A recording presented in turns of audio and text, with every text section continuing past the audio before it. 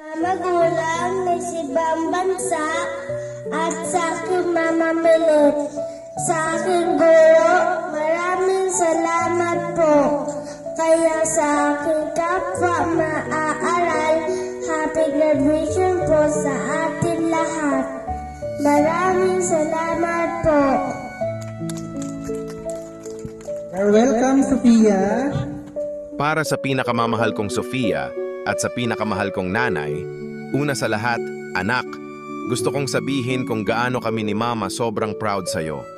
Sa murang edad mo, ipinakita mo na agad kung gaano kakasipag, katalino at may mabuting puso.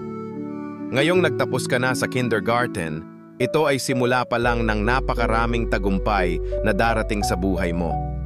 Kahit malayo kami ng mama mo, tandaan mong bawat medalya at ngiti mo ay nagpapagaan sa bawat araw namin sa ibang bansa. Anak, patawad kung hindi kami narito sa pinakamahalagang araw na ito. Alam kong gusto mong makasama kami, yakapin kami, at marinig kaming sumigaw ng anak ko yan.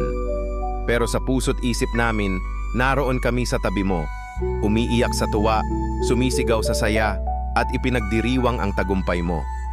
At sa iyo naman, inay, walang sapat na salita para maipahayag ko ang pasasalamat ko.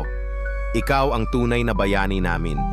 Sa bawat gising ng umaga, sa bawat baon at paghatid, sa bawat aral na itinuro mo sa apo mo, lahat yon ay kayamanan na hindi matutumbasan ng kahit ano. Kung may medalya lang para sa pinakamahusay na Nanay Melit, ikaw na ang unang makakatanggap. Kung nasaan man kami ngayon ng mama mo, tandaan ninyong dalawa, lahat ng sakripisyo namin ay para sa inyo. Kayo ang lakas namin.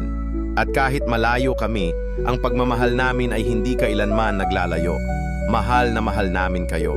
Hanggang sa muli nating pagkikita, Mama at Papa.